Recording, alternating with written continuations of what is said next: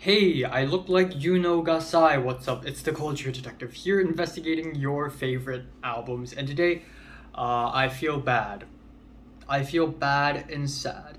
And also, I'm going to be doing an album review on Destroyer's latest album, Labyrinthitis.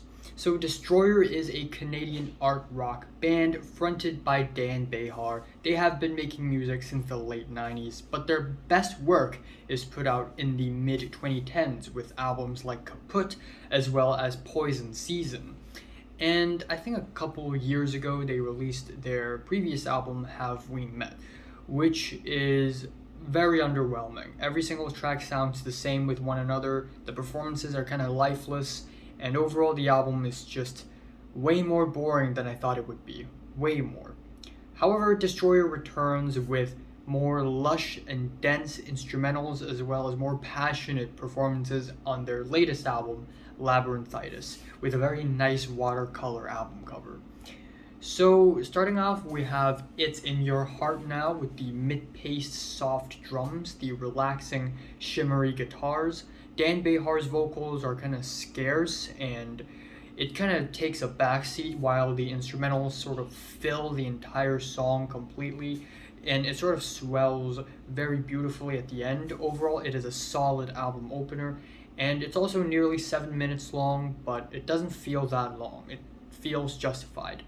Then we have the track Suffer with the rigid metallic percussion, the very 80s action films, keyboards, very threatening lyrics about how you need to suffer. Dan Behar sounds so much more passionate on this track than on the entire album that is Have We Met, so that is really good. And then we have the lead up single that is June, which is relaxing, summery, and somewhat groovy. I love the bass, I love the drums on this track. Instrumentally, it is solid. It is really solid. But the real highlight of this track is actually the lyrics. They are really weird and full of Dan Beharisms, like fancy language dies and everyone's happy to see her go, as well as a stupider lyrics like a snow angel's a fucking idiot somebody made, a fucking idiot someone made in the snow.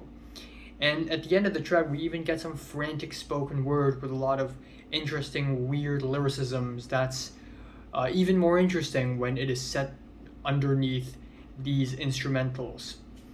And then we have the track All My Pretty Dresses, which I think is a pretty rudimentary Destroyer track. Same goes for the track It Takes a Thief. I think it's pretty much within the wheelhouse of Destroyer, nothing all that fancy. And we also have the title track, which is a slow burning piano track with some field recordings in the back. And I do like the experimentation, but it doesn't really go anywhere. Another track that I don't think is all that great is The States, which is another nearly 7 minute long song, just like the opener, with a very spacey synth backdrop and some really like 90s disco keyboards. And instrumentally it's not that bad, but I just don't think the track builds up to all that much. However, the rest of the album is pretty fantastic. The track Tintoretto, It's For You, has a minimal bass and these jazzy, spacey pianos and these very eccentric vocal performances. The whole track is kind of Lynchian in a way. Eat the Wine, Drink the Bread sees the band going real funky. They go real funky on this track with the bouncy bass and the crispy drums. And the album ending, the last song, is a simple, beautiful ballad with simple, beautiful, equal parts funny lyrics. Especially towards the end, you wake up, you stand up, you move to LA, you're just another person that moves to LA. Fuck! Ever since I came to the USA, English song lyrics are actually applying to me. Why? Why? So, yeah. Destroyer's latest album is really good.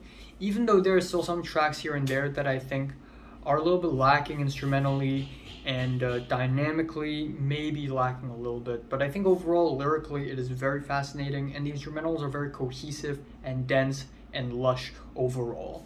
And I originally planned to review this album like a whole week ago, but I just can't because there are just so many freaking albums being released day after day after day after day after day. So